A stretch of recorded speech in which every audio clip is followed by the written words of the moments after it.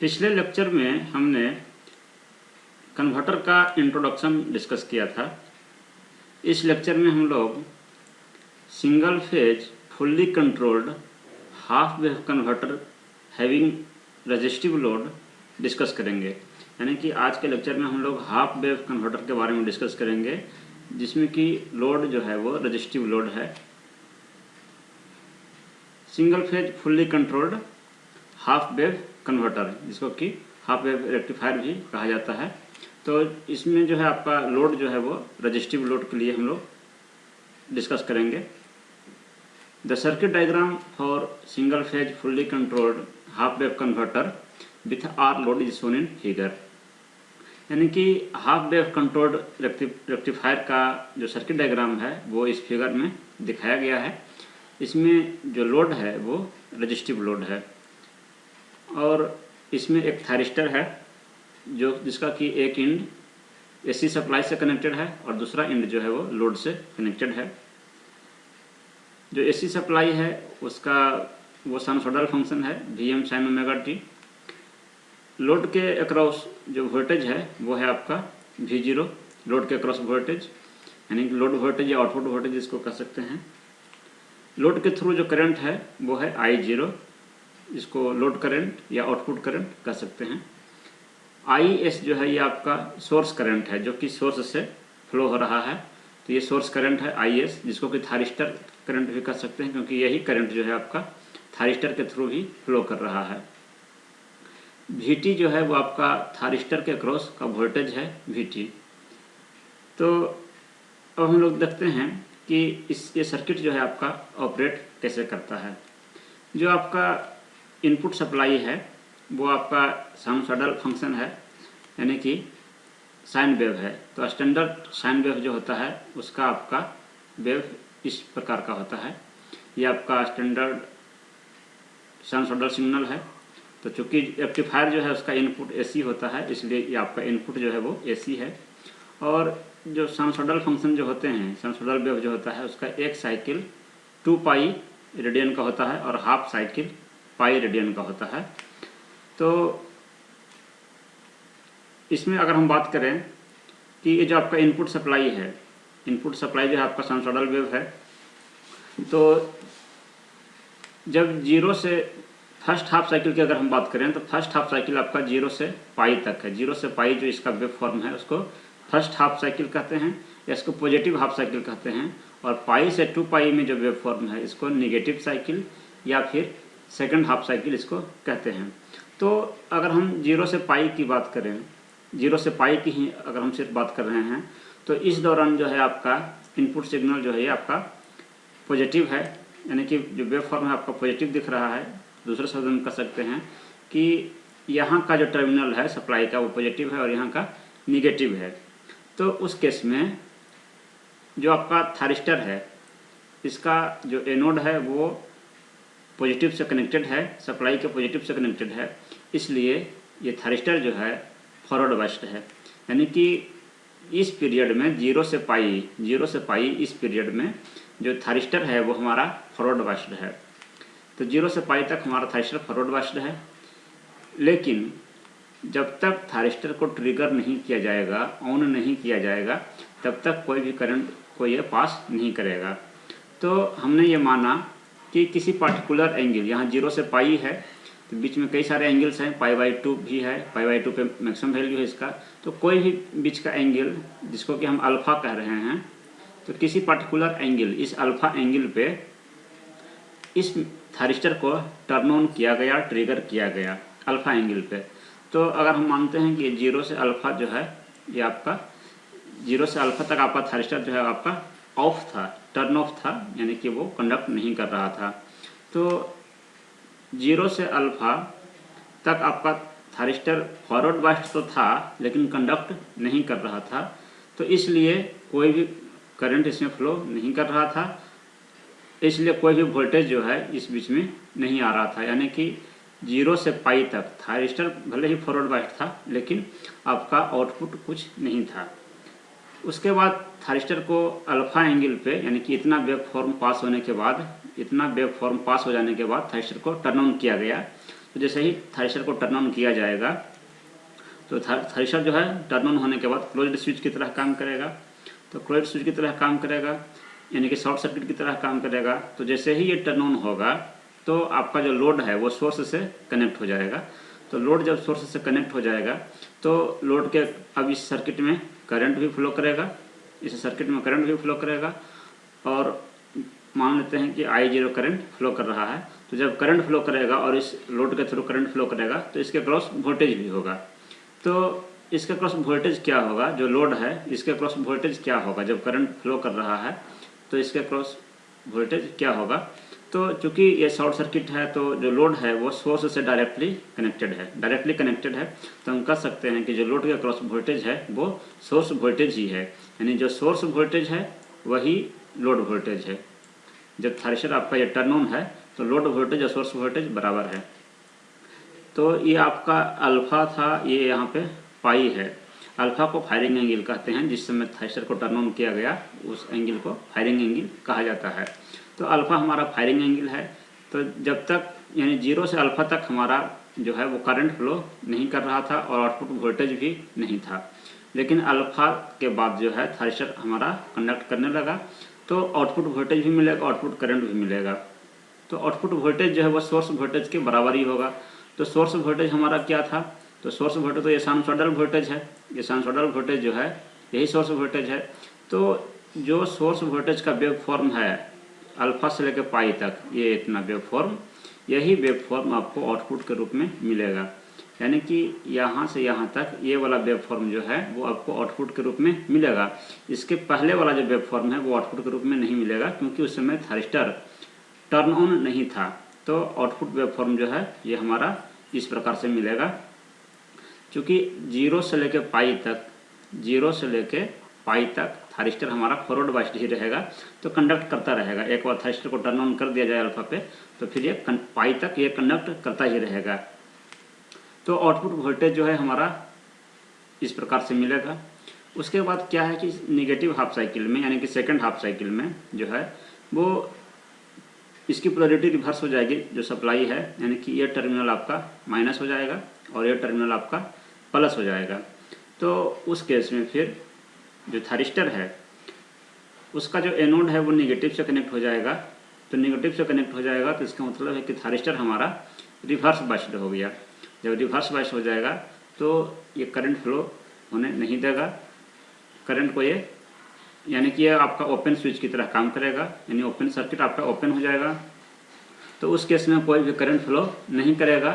तो कोई current flow नहीं करेगा तो आउटपुट करंट भी नहीं आएगा और आउटपुट वोल्टेज भी नहीं होगा।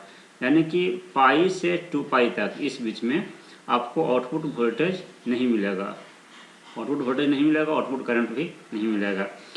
उसी प्रकार से फिर अगले साइकिल में, नेक्स्ट साइकिल में, क्योंकि ये आपका पीरियोडिक वेव फॉर्म होता है तो ये साइकिल आपका चलता रहता है। तो नेक्स्ट साइकिल में फिर से थ्रिस्टर को 2 पाई प्लस अल्फा, फिर अल्फा एंगल के बाद जो है इसको ऑन किया जाएगा 2 पाई प्लस अल्फा पे, और फिर से आपको आउटपुट वोल्टेज जो है अल्फा, जब इसको टर्न ऑन किया जाएगा उसके बाद आपको आउटपुट वोल्टेज मिलेगा। फिर नेगेटिव साइकिल में आउटपुट वोल्टेज आपको नहीं मिलेगा। तो ये आपका आउटपुट का वेव फॉर्म इस प्रकार से मिलेगा। जितनी देर के लिए थ्रेशर आपका फॉरवर्ड बाइस्ड था लेकिन टर्न ऑन नहीं था तो आपको आउटपुट वोल्टेज ये 0 मिलेगा। तो हाफ वेव कंट्रोल रेक्टिफायर का ये आपका आउटपुट वोल्टेज का वेव फॉर्म है। क्योंकि लोड जो है वो रजिस्टिव लोड है तो जो आपका आउटपुट करंट होगा वो आपका आउटपुट वोल्टेज को रेजिस्टेंस से डिवाइड करेंगे तो हमें आउटपुट करंट मिलेगा।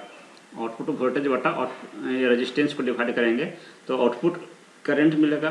तो आउटपुट करंट, चूँकि आउटपुट वोल्टेज जो है ये आपका जिस नेचर का वेव है वही नेचर आपका आउटपुट करंट का भी आएगा, लेकिन मैग्नीट्यूड में डिफरेंस रहेगा क्योंकि इसके मैग्नीट्यूड को R से डिवाइड कर दिया गया है।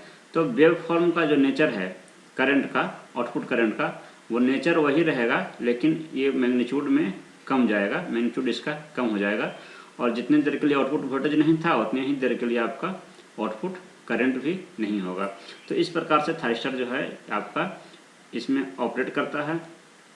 पाई से 2 पाई इस पीरियड में थ्रिस्टर जो है आपका ऑफ रहता है, कम्यूटेट रहता है, यानी कि टर्न ऑफ रहता है।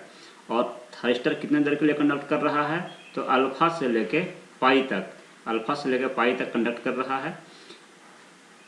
तो इसका अब हम लोग आगे जो हमने अभी एक्सप्लेन किया उसी को हमने यहाँ पे लैंग्वेज में लिख दिया है।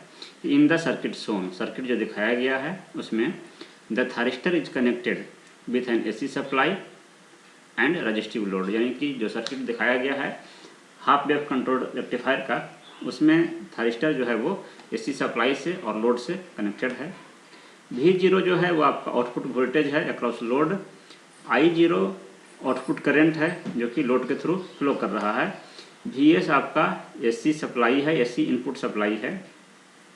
और इसमें जो आपका IS है, हमने यहाँ पे लिखा नहीं है, लिख लीजिएगा। IS जो है ये आपका सोर्स करंट है जो कि थारिस्टर करंट के बराबर है, यानी कि दोनों जो करंट सोर्स के थ्रू फ्लो हो रहा है वही करंट इसमें थारिस्टर के थ्रू भी फ्लो हो रहा है, इसलिए सोर्स करंट और थारिस्टर करंट दोनों बराबर है। साथ ही साथ इसमें आपका Vt जो है ये आपका थारिस्टर के अक्रॉस का वोल्टेज है, थारिस्टर के अक्रॉस जो वोल्टेज होगा वो उसको Vt कहा गया है। तो ये सब आप लिख लीजिएगा। अब इसका ऑपरेशन हम डिस्कस करते हैं एक बार फिर से। During the first half cycle, यानी कि पॉजिटिव साइकिल में, यानी कि 0 से पाई तक of the input voltage, the thyristor is forward biased, thyristor जो है आपका फॉरवर्ड बाइस्ड है। जो भी हमने बताया कि इसका जो सप्लाई वोल्टेज है उसका अपर इंड जो है वो पॉजिटिव है और लोअर इंड नेगेटिव है, तो थारिस्टर जो है आपका फॉरवर्ड बाइस्ड में है क्योंकि ए नोड इसका पॉजिटिव से कनेक्टेड है। Let the thyristor is turn on at angle alpha, यानी कि हमने ये मान लिया कि किसी पर्टिकुलर एंगल अल्फा पे थारिस्टर को टर्न ऑन किया गया, उसके पहले थारिस्टर आपका ऑन नहीं था। इस अल्फा को ही फायरिंग एंगल कहा जाता है। Before turning on the thyristor, thyristor को टर्न ऑन करने के पहले, यानी कि 0 से अल्फा तक, आउटपुट वोल्टेज विल बी 0, क्योंकि थारिस्टर आपका ऑफ है, ओपन स्विच की तरह काम करेगा, इसलिए आउटपुट वोल्टेज नहीं होगा क्योंकि करंट भी फ्लो नहीं करेगा। In first half cycle thyristor conducts from alpha to pi, यानी कि फर्स्ट हाफ साइकिल में जो है, फर्स्ट हाफ साइकिल में थारिस्टर जो है आपका फॉरवर्ड बाइस्ड है 0 से लेकर पाई तक, लेकिन कंडक्ट करेगा अल्फा से पाई तक। 0 से अल्फा तक कंडक्ट नहीं करेगा क्योंकि वो टर्न ऑफ था। From alpha to pi the output voltage is same as the input voltage, और अल्फा से पाई तक जो आपका इनपुट वोल्टेज है वही आपका आउटपुट वोल्टेज होगा।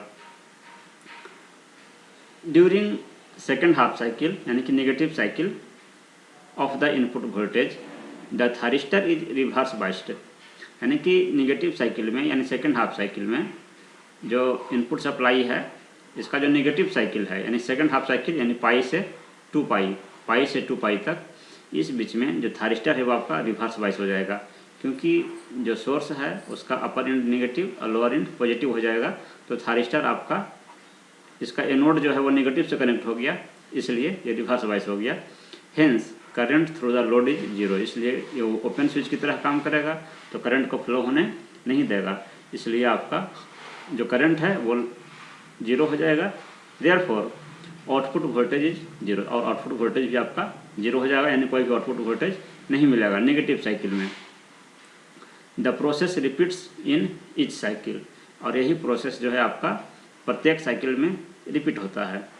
तो यही आपका जो रेक्टिफायर है उसका काम क्या है कि जो आपका एसी सप्लाई था जिसमें कि पॉजिटिव साइकिल नेगेटिव साइकिल दोनों थे, तो इसमें सिर्फ आपको आउटपुट में क्या मिल रहा है, सिर्फ और सिर्फ पॉजिटिव आउटपुट मिल रहा है, यानी पॉजिटिव आपका वोल्टेज मिल रहा है। तो इस प्रकार से ये जो है आपका रेक्टिफाई कर रहा है, यानी कि एसी को ये डीसी में कन्वर्ट किया, और ये कंट्रोल्ड आउटपुट है, यानी ये वोल्टेज जो है ये वेरिएबल मैग्नीट्यूड का है। तो इसका हम लोग एक्सप्रेशन जब डिराइव करेंगे तो देखेंगे, क्योंकि अल्फा जो है फायरिंग एंगल जब आप जैसे ही आप चेंज करेंगे तो इसका जो आउटपुट वोल्टेज है वो चेंज हो जाएगा, वेव फॉर्म का नेचर चेंज हो जाएगा। जैसे कि अभी हमने अल्फा यहाँ पे था तो आपको आउटपुट इतना मिला, अगर अल्फा यहाँ हो जाएगा तो आउटपुट सिर्फ इतना ही मिलेगा। तो इस प्रकार से जो आपका आउटपुट है वो कंट्रोल्ड है, इसलिए इसको आपको कंट्रोल्ड रेक्टिफायर कहा जाता है। ये वेव फॉर्म है पहले ये आपका जो सोर्स वोल्टेज है यानी इनपुट वोल्टेज है उसका वेव फॉर्म है। तो वो जो इनपुट वोल्टेज है वो तो आपका साइनसॉइडल वेव है, तो उसको साइनसॉइडली दिखाया गया है। और जहाँ पे इसका हाफ साइकिल पूरा हो रहा है वो पाई एंगल है, जहाँ पे एक साइकिल पूरा हो रहा है वो 2 पाई है। उसी प्रकार से नेक्स्ट साइकिल में भी जो है 3 पाई 4 पाई इस प्रकार से ये कंटिन्यू रहेगा। तो आपका आउटपुट वोल्टेज जो है, तो इस आउटपुट वोल्टेज का अगर हम वेव फॉर्म देखें तो जैसा कि हमने बताया कि 0 से अल्फा तक आपका थारिस्टर जो है आपका फॉरवर्ड बाइस्ट तो था लेकिन ऑन नहीं था। जब ऑन नहीं था यानी कि ट्रिगर उसको नहीं किया गया था, टर्न ऑन नहीं किया गया था, इसलिए 0 से अल्फा तक आपको आउटपुट वोल्टेज 0 है। ये आउटपुट वोल्टेज 0 है। और अल्फा पे थारिस्टर को टर्न ऑन किया गया तो अल्फा से पाई तक आपका ये टर्न ऑन है। तो टर्न ऑन है तो क्लोज्ड स्विच की तरह काम करेगा। तो जो आउटपुट वोल्टेज है वो सोर्स वोल्टेज के बराबर आपको मिलेगा। तो सोर्स वोल्टेज जो है ये अल्फा के बाद से, यहाँ के बाद से आपको सोर्स वोल्टेज इतना है, तो वही वोल्टेज आपको यहाँ पे आउटपुट के रूप में मिला। उसके बाद फिर नेगेटिव साइकिल में जो थारिस्टर है आपका ऑफ हो गया था, रिवर्स बाइस हो गया था। तो पाई से 2 पाई तक आपको कोई भी आउटपुट वोल्टेज नहीं मिलेगा। पाई से 2 पाई तक आउटपुट वोल्टेज नहीं मिलेगा, यानी कि आउटपुट वोल्टेज आपका 0 है। उसके बाद फिर से आपका नेक्स्ट साइकिल शुरू होता है, ये आपका सेकंड साइकिल है। तो सेकंड साइकिल में फिर से वही प्रोसेस फिर से रिपीट होगा कि किसी पर्टिकुलर एंगल अल्फा पे हमने इसको टर्न ऑन फिर से किया थारिस्टर को, तो वो एंगल अब 2 पाई प्लस अल्फा कहलाएगा, क्योंकि यहाँ तक 2 पाई हो चुका था। तो 2 पाई प्लस अल्फा यहाँ पे फिर से टर्न ऑन किए तो फिर से आपका जो है पॉजिटिव हाफ साइकिल तक थारिस्टर टर्न ऑन रहेगा और आपको आउटपुट वोल्टेज मिलेगा। फिर इसका जो नेगेटिव साइकिल होगा 3 पाई से 4 पाई तक आपको आउटपुट वोल्टेज नहीं मिलेगा। अगर हम देखें सोर्स करंट, तो जो सोर्स करंट है यानी कि जो थारिस्टर के थ्रू जो करंट फ्लो कर रहा है वही करंट लोड में भी जा रहा है और वही करंट थारिस्टर के थ्रू भी है, इसलिए ये तीनों बराबर है। थारिस्टर करंट, सोर्स करंट या लोड करंट तीनों बराबर है। तो इसका जो बताया हमने कि चूँकि लोड जो है वो रजिस्टिव लोड है, तो जो वेव फॉर्म V0 का है वही वेव फॉर्म आपका मैंने आउटपुट करंट का भी आएगा, क्योंकि जो लोड है वो रजिस्टिव लोड है। लेकिन मैग्नीट्यूड में अंतर होगा क्योंकि ये आर अमाउंट से इसको डिवाइड किया गया है, तो इसलिए नेचर वही है, साइनसॉइडल नेचर ही है। और जितने देर के लिए आपको आउटपुट वोल्टेज है उतने ही देर के लिए आपका आउटपुट करंट भी मिलेगा इसमें। लेकिन वेव फॉर्म का जो एम्पलीट्यूड है वो आपका रिड्यूस हो जाएगा। ये जो वैल्यू है पहले इस केस में आउटपुट वोल्टेज के केस में यहाँ पे आपका है वीएम मैग्नीट्यूड है, लेकिन यहाँ पे जो वैल्यू है वो आपका हो जाएगा वीएम बाई आर ये मैग्नीट्यूड हो जाएगा, क्योंकि ये करंट है रजिस्टेंस से डिवाइड होगा। उसी प्रकार से पाई से 2 पाई तक आपको कोई भी करंट आउटपुट करंट नहीं मिलेगा। 2 पाई से 2 पाई प्लस अल्फा तक ये अगला साइकिल जो है, तो उस साइकिल में भी आउटपुट करंट नहीं मिलेगा, क्योंकि थारिस्टर आपका टर्न ऑन नहीं है। टर्न ऑन किया गया उसको 2 पाई प्लस अल्फा से, तो 2 पाई प्लस अल्फा से लेकर 3 पाई तक आपको आउटपुट करंट मिलेगा। फिर 3 पाई से लेकर 4 पाई तक जो है आपका थारिस्टर रिवर्स बाइस है, इसलिए इसमें करंट फ्लो नहीं करेगा। तो यही प्रोसेस जो है आपका रिपीट होता रहेगा। अब अगर हम देखें कि थारिस्टर के अक्रॉस वोल्टेज VT यानी कि थारिस्टर के अक्रॉस वोल्टेज जो है वो किस टाइम पे कितना वोल्टेज है, तो 0 से लेकर अल्फा तक थारिस्टर जो है आपका ऑफ था। फॉरवर्ड बाइस्ट था लेकिन ऑफ था। तो चूँकि फॉरवर्ड बाइस्ट था इसलिए जो वोल्टेज है ये आपका फॉरवर्ड वोल्टेज इतना अपीयर होगा। जो सप्लाई वोल्टेज था ये वाला सप्लाई वोल्टेज, तो ये वोल्टेज आपको थारिस्टर के अक्रॉस अपीयर होगा। तो ये वोल्टेज जो है आपका इस दौरान 0 से लेकर अल्फा तक जो सप्लाई वोल्टेज है वही वोल्टेज अपीयर हो रहा है थारिस्टर के अक्रॉस, लेकिन ये फॉरवर्ड वोल्टेज है तो इसलिए पॉजिटिव में है। लेकिन अल्फा पे थारिस्टर जो है इसको टर्न ऑन किया गया, तो अल्फा से लेकर पाई तक ये चूँकि ऑन है, इसलिए जब ये ऑन रहेगा तो शॉर्ट सर्किट की तरह बिहेव करेगा, इसलिए इसके अक्रॉस थारिस्टर के अक्रॉस वोल्टेज 0, इसलिए यहाँ पे वोल्टेज 0 दिखाया गया है। उसके बाद पाई से लेकर 2 पाई तक जो थारिस्टर है वो आपका रिवर्स बाइस है। तो रिवर्स बाइस है तो इसके अक्रॉस जो वोल्टेज है वो जितना सोर्स वोल्टेज है वो पूरा वोल्टेज इसके अक्रॉस निगेटिव में अपीयर होगा। तो ये आपका माइनस VM है, ये जो वोल्टेज है ये आपका माइनस VM है मैक्सिमम वैल्यू, लेकिन साइनसॉइडल वोल्टेज ही है। तो ये वोल्टेज आपका पाई से 2 पाई थाइस्टर के क्रॉस अपीयर होगा, जो कि निगेटिव में होगा, इसलिए थाइस्टर आपका इतने देर के लिए रिवर्स बायस है, यानी कि जितने देर के लिए थाइस्टर आपका रिवर्स बायस है वो आपका थाइस्टर टर्न ऑफ टाइम कहलाता है। तो जिसको कि TC से डिनोट किया गया है यहाँ पे, circuit turn off time. Next cycle में फिर से ये आपका एक साइकिल यहाँ पे पूरा हो जाता है 2 पाई पे, तो नेक्स्ट साइकिल में फिर से आपका जो थाइस्टर है उसके क्रॉस वोल्टेज अपीयर होगा 2 पाई से 2 पाई प्लस अल्फा तक, क्योंकि थाइस्टर जो है वो ऑन नहीं है, ऑफ था, और इसलिए चूँकि ये फॉरवर्ड बायस था इसलिए इसके क्रॉस जो जितना सप्लाई वोल्टेज है 2 पाई से लेकर 2 पाई प्लस अल्फा तक, ये वोल्टेज आपको थाइस्टर के क्रॉस अपीयर हो रहा है। उसके बाद जब थाइस्टर फिर से टर्न ऑन होगा तो ये आपका आउटपुट थाइस्टर के क्रॉस का वोल्टेज 0 हो जाएगा, और फिर अगले साइकिल में, अगले नेगेटिव साइकिल में 3 पाई से 4 पाई तक थाइस्टर के क्रॉस नेगेटिव वोल्टेज रहेगा, क्योंकि थाइस्टर आपका रिवर्स बायस है, तो माइनस वोल्टेज माइनस VM आपको अपीयर होगा, ये मैक्सिमम वोल्टेज है। तो ये प्रोसेस जो है आपका रिपीट हो रहा है। तो इस प्रकार से हम देखते हैं कि जो थाइस्टर है आपका उसके क्रॉस जो रिवर्स में जो मैक्सिमम वोल्टेज है वो है आपका VM, यानी जो आपका इनपुट सप्लाई है, इनपुट सप्लाई था आपका VM साइन ओमेगा टी। तो रिवर्स जब थाइस्टर आपका रिवर्स बायस है तो उस समय इसके क्रॉस जो मैक्सिमम वोल्टेज है वो है VM, रिवर्स में जो लग रहा है। तो इसी को पीक इन्वर्स वोल्टेज कहा जाता है, थाइस्टर का पीक इन्वर्स वोल्टेज, यानी कि जब थाइस्टर आपका रिवर्स बायस है तो उस केस में मैक्सिमम वोल्टेज थाइस्टर के क्रॉस कितना अप्लाई हो रहा है वो पीक इन्वर्स वोल्टेज कहलाता है। तो हाफ वेव रेक्टिफायर के केस में, यानी हाफ वेव कंट्रोल्ड रेक्टिफायर के केस में जो मैक्सिमम आपका PIV है थाइस्टर का वो है VM, ये इतना वोल्टेज जो है मैक्सिमम रिवर्स बायस अप्लाई होता है थाइस्टर के क्रॉस। अब हम लोग डेरिवेशन देखते हैं। तो एवरेज आउटपुट वोल्टेज का हम लोग एक्सप्रेशन निकालना चाहते हैं कि एवरेज आउटपुट वोल्टेज कितना है। तो जो हमारा वेव फॉर्म था आउटपुट का, वो वेव फॉर्म इस प्रकार का था कि 0 से लेके अल्फा तक तो कोई भी वैल्यू इसका 0 था, और उसके बाद जो है आपका अल्फा से लेके पाई तक आउटपुट वोल्टेज था, उसके बाद फिर पाई से 2 पाई तक 0 था। तो ये जो आपका वेव फॉर्म है आउटपुट वोल्टेज का, इसका एक साइकिल यहाँ पे पूरा हो रहा है, इसके बाद से फिर से वही साइकिल जो है आपका रिपीट होगा। तो 0 से 2 पाई आपका ये एक साइकिल है। तो एक साइकिल के दौरान जो वेव फॉर्म है एवरेज आउटपुट वोल्टेज का वो इस प्रकार का वेव फॉर्म था। तो इसका हम लोग एवरेज वैल्यू निकालना चाहते हैं कि एवरेज वैल्यू कितना है। तो एवरेज वैल्यू निकालने के लिए जैसा कि आप जानते हैं कि एवरेज वैल्यू निकालने के लिए जिसका भी एवरेज वैल्यू निकालना है उसको सबको समेशन करते हैं, उसके बाद उसके नंबर से डिवाइड करते हैं एवरेज निकालने के लिए। तो यहाँ पे समेशन का मतलब है यहाँ पे इंटीग्रेशन, यहाँ पे इंटीग्रेशन करेंगे। तो 0 से अल्फा तक तो कोई वैल्यू है ही नहीं, 0 है, इसलिए हम यहाँ 0 लिखने का कोई मतलब नहीं है। इंटीग्रेशन हम लोग करेंगे 0 से लेके 2 पाई तक, एक साइकिल के लिए जो एवरेज वैल्यू है वो एक साइकिल के लिए निकाला जाता है।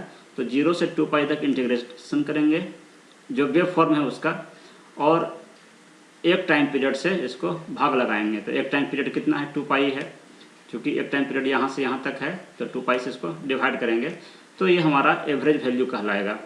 लेकिन चूंकि 0 से 2 पाई इस बीच में इसको लिखा जा सकता है 0 से अल्फा प्लस अल्फा से पाई और प्लस पाई से 2 पाई। तो चूंकि 0 से अल्फा तक वैल्यू 0 है, यहाँ आप देखिए 0 से अल्फा तक इसका वैल्यू 0 है, और पाई से 2 पाई भी वैल्यू 0 है, इसलिए इसको नहीं लिखा गया है, और यहाँ पे सीधे इंटीग्रेशन किया गया है अल्फा से पाई तक इंटीग्रेशन किया गया है। किसका इंटीग्रेशन करेंगे, जो ये वेव फॉर्म है उसका। तो ये वेव फॉर्म चूँकि साइनसॉइडल वेव फॉर्म है, जो सोर्स वोल्टेज था वही वाला वेव फॉर्म है, तो सोर्स वोल्टेज था आपका VM साइन ओमेगा टी। तो VM साइन ओमेगा टी को ओमेगा टी के रिस्पेक्ट में अल्फा से पाई तक इंटीग्रेशन किया गया और एक टाइम पीरियड से डिवाइड किया गया, तो हमारा एवरेज वैल्यू यहाँ से पता चलेगा। तो इसको जब हम सोल्व करेंगे, यहाँ VM कांस्टेंट है, इसको बाहर ले आएंगे, उसके बाद तो हो जाएगा Vm/2 और कॉस साइन ओमेगा टी का जो इंटीग्रेशन है वो हो जाएगा आपको माइनस कॉस ओमेगा टी, और जो लिमिट है अल्फ़ा से पाई। तो उसके बाद फिर आपका अपर लिमिट यहाँ पे पुट करेंगे तो हो जाएगा Vm/2 और यहाँ पे जब पाई पुट करेंगे तो माइनस कॉस पाई, तो कॉस पाई का वैल्यू -1, तो माइनस माइनस फिर आपका प्लस हो जाएगा, तो ये आपका +1 हो जाएगा 1। और फिर जब लोअर लिमिट पुट करेंगे तो माइनस रहेगा, और एक माइनस से पहले से था तो ये प्लस हो गया, और जब अल्फ़ा पुट करेंगे तो हो जाएगा आपका कॉस अल्फ़ा। यानी कि एवरेज आउटपुट वोल्टेज हो गया आपका हाफ वेव कंट्रोल रेक्टिफायर के लिए Vm/2 into 1 plus cos alpha. तो ये जो आपका एवरेज आउटपुट वोल्टेज का एक्सप्रेशन है बहुत ही इंपॉर्टेंट एक्सप्रेशन है, इस पर न्यूमेरिकल्स भी पूछे जाते हैं, न्यूमेरिकल्स इस पे बनाए जाते हैं। तो यहाँ पे अगर आप देखें कि अल्फ़ा का वैल्यू अगर आप चेंज करेंगे, यानी कि फायरिंग एंगल अगर आप चेंज करेंगे तो आपको आउटपुट वोल्टेज जो है वो आपको चेंज हो जाएगा। इसलिए इसको कंट्रोल्ड रेक्टिफायर कहा जाता है, क्योंकि इसका जो आउटपुट है उसको कंट्रोल किया जा सकता है। तो ये एक्सप्रेशन को याद रखना है। उसी प्रकार से अगर एवरेज आउटपुट करंट अगर निकालना है तो जो एवरेज आउटपुट वोल्टेज आया है उससे को रेजिस्टेंस से डिवाइड कर देंगे तो एवरेज आउटपुट करंट हो जाएगा। तो Vm/2 into 1 plus cos alpha, ये आपका एवरेज आउटपुट करंट का एक्सप्रेशन है। क्योंकि जो आपका करंट का वेव फॉर्म है और जो वोल्टेज का वेव फॉर्म है दोनों सेम है, इसलिए आपका इसी एक्सप्रेशन को रेजिस्टेंस से डिवाइड करने पे आपको एवरेज आउटपुट करंट का एक्सप्रेशन मिल जाएगा। नेक्स्ट है आपका आरएमएस आउटपुट वोल्टेज, जिसको कि VOR से डिनोट किया जाता है, आरएमएस आउटपुट वोल्टेज। तो आरएमएस आउटपुट वोल्टेज इसको कैसे निकालेंगे, तो जो आपका वेव फॉर्म है वो आपका वेव फॉर्म कुछ इस प्रकार का था, 0 से अल्फ़ा तक 0 था और अल्फ़ा से पाई तक वेव फॉर्म था, लेकिन पाई से 2 तक वेव फॉर्म 0 था। तो एक साइकिल का वेव फॉर्म ये है। तो इसका आरएमएस वैल्यू निकालना है। आरएमएस कहने का मतलब है रूट मीन स्क्वायर वैल्यू। तो पहले जिसका आरएमएस वैल्यू निकालना है पहले उसका स्क्वायर किया जाता है। तो जो वैल्यू 0 है उसका हम लोग नहीं ले रहे हैं। तो आपका अल्फ़ा से पाई तक इस आउटपुट वोल्टेज का वैल्यू है, तो इसका पहले स्क्वायर करेंगे तो ये आपका Vm sin ओमेगा टी है, जो वेव फॉर्म है वो Vm sin ओमेगा टी है। तो इसका स्क्वायर किए, उसके बाद इसका मीन लेना है। मीन कहने का मतलब है कि एवरेज के लिए इसको इंटीग्रेट कीजिए एक साइकिल के लिए। तो 0 से 2 तक इसका इंटीग्रेशन होगा, लेकिन चूंकि 0 से अल्फ़ा तक वैल्यू 0 है और पाई से 2 तक वैल्यू 0 है, तो कोई फ़ायदा नहीं है इंटीग्रेट करने से, यानी कि अल्फ़ा से पाई तक ही इंटीग्रेट करेंगे क्योंकि बाकी वैल्यू तो 0 है। और उसके बाद एक टाइम पीरियड से भाग लगाएंगे 1/2 तो आपका ये हो गया मीन स्क्वायर, ये आपका मीन हो गया और ये स्क्वायर था, और रूट तो यानी कि इसका अंडर रूट। तो इतना आपका आरएमएस वैल्यू कहलाएगा। किसी भी वेव फॉर्म का आरएमएस वैल्यू इस प्रकार से निकालते हैं। तो वही यहाँ पे लिखा हुआ है 1/2 अल्फ़ा से पाई Vm sin ओमेगा टी का square into D omega T, और ये अंडर रूट के बदले 1/2 है। तो इसको जब आप सोल्व करेंगे तो स्क्वायर जब अलग अलग करेंगे तो हो जाएगा Vm square sine square omega T, और बाकी सब टर्म सही रहेगा। Vm स्क्वायर को यहाँ पे बाहर कर लेंगे तो हो जाएगा Vm स्क्वायर 2 अल्फ़ा से pi sine square omega T को कन्वर्ट कर लेंगे तो 1 माइनस कॉस 2 ओमेगा टी हो जाएगा /2। उसके बाद फिर आपका बाकी सब कुछ सेम रहेगा। अब इसका इंटीग्रेशन करना है तो अलग अलग इंटीग्रेशन करेंगे। इस 2 को भी हम बाहर कर लेंगे तो ये आपका 4 हो जाएगा, और ये आपका 1 है तो 1 का जो इंटीग्रेशन है वो सिर्फ आपका ओमेगा टी ही रहेगा, और लिमिट पुट करेंगे अल्फ़ा से पाई लिमिट पुट करेंगे। और उसके बाद जब इसका इंटीग्रेशन करेंगे cos 2 ओमेगा टी का, तो उसका इंटीग्रेशन हो जाएगा आपको sin 2 ओमेगा टी, और 2 बटा में आ जाएगा, और लिमिट रहेगा अल्फ़ा से पाई जो लिमिट था उसको, इसका वैल्यूज को पुट करेंगे लिमिट को, तो हो जाएगा एक बार अपर वैल्यू पुट करेंगे एक बार लोअर वैल्यू पुट करेंगे, तो हो जाएगा यहाँ पे पाई माइनस अल्फ़ा, बाकी सब कुछ सेम रहेगा। यहाँ पे जब पुट करेंगे वैल्यू तो हो जाएगा आपका, जब पाई यहाँ पे पुट करेंगे तो हो जाएगा sin 2 तो sin 2 का वैल्यू 0 होता है तो उसको नहीं लिखा गया है। सिर्फ अल्फ़ा का वैल्यू जब पुट करेंगे तो हो जाएगा sin 2 अल्फ़ा/2, और माइनस माइनस मिलके प्लस हो जाएगा, बाकी सब कुछ सेम रहेगा। तो फाइनली जब इसको आप अरेंज करेंगे तो आपको आएगा आरएमएस वैल्यू का जो एक्सप्रेशन है वो आएगा Vm/2 × pi minus alpha plus 1/2 sine 2 alpha और उसका पावर 1/2, यानी कि ये जो रूट है वो सिर्फ आपका इतना ही पे है क्योंकि इधर आपका वर्गमूल निकाल लिया गया है।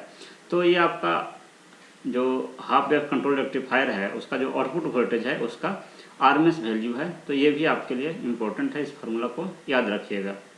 Vm/2 पाई minus alpha plus half sine 2 alpha. इसी का आरएमएस आउटपुट करंट अगर निकालना हो तो रेजिस्टेंस से भाग लगाएंगे तो हमें आरएमएस आउटपुट करंट मिल जाएगा, क्योंकि जो करंट का वेव फॉर्म है और जो वोल्टेज का वेव फॉर्म है दोनों सेम है, सिर्फ मैग्नीट्यूड का ही अंतर है। अब हम लोग जानना चाहते हैं सर्किट टर्न ऑफ टाइम, जिसको कि टीसी से डिनोट किया जाता है। सर्किट टर्न ऑफ टाइम कितना है? तो the thyristor remains reverse biased for pi radian. जैसा कि हमने देखा कि थारिस्टर का एनोड करंट जीरो होने के बाद, यानी कि फॉरवर्ड करंट जीरो होने के बाद जितने देर के लिए वो रिवर्स बाइस रहता है वही उसका सर्किट टर्न ऑफ टाइम कहलाता है। तो जब करंट जीरो होने के बाद थारिस्टर जो है आपका पाई से 2 पाई तक इतने देर के लिए रिवर्स बाइस था, तो पाई से 2 पाई, तो ये आपका कितना हो गया? ये डिस्टेंस आपका पाई हो गया, यानी कि पाई रेडियन के लिए आपका ये रिवर्स बाइस रहता है। 2 pi minus pi equal to pi, क्योंकि थारिस्टर जो है आपका पाई से लेके 2 पाई तक इतने देर के लिए रिवर्स बाइस है। तो ये जो आपका ड्यूरेशन है ये आपका पाई है। तो thyristor remains reverse biased for pi radian के लिए रिवर्स बाइस है।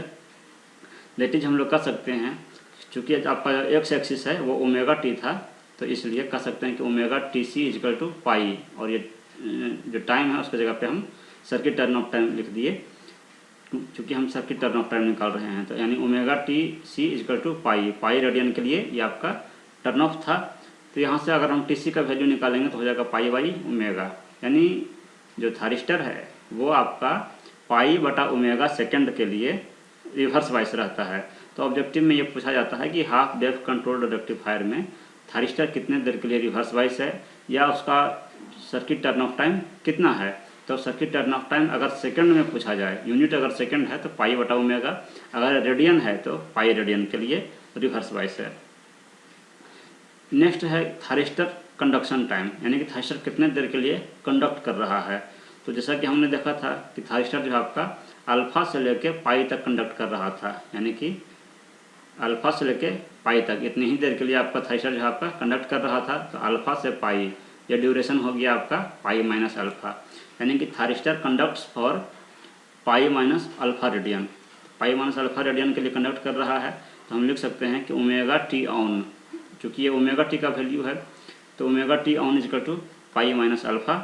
यहाँ से हम टी ऑन निकालेंगे, यानी कितने देर के लिए ऑन है, तो पाई माइनस अल्फ़ा बाई ओमेगा। तो ये जब हम टी ऑन का वैल्यू निकालेंगे, टी का वैल्यू निकालेंगे तो इसका यूनिट सेकंड हो जाएगा, अदरवाइज ओमेगा टी का वैल्यू जो है वो आपका रेडियन में रहेगा।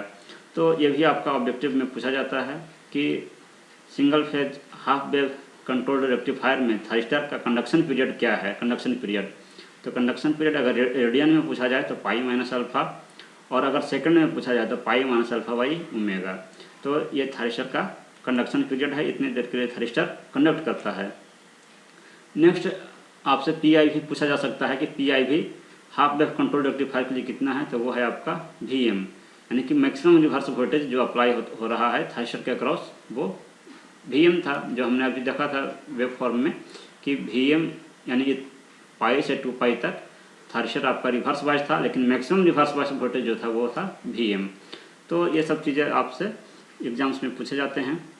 तो इस लेक्चर में हमने डिस्कस किया single phase half wave fully controlled rectifier के बारे में, कन्वर्टर के बारे में, जिसका कि लोड जो है वो रजिस्टिव लोड था।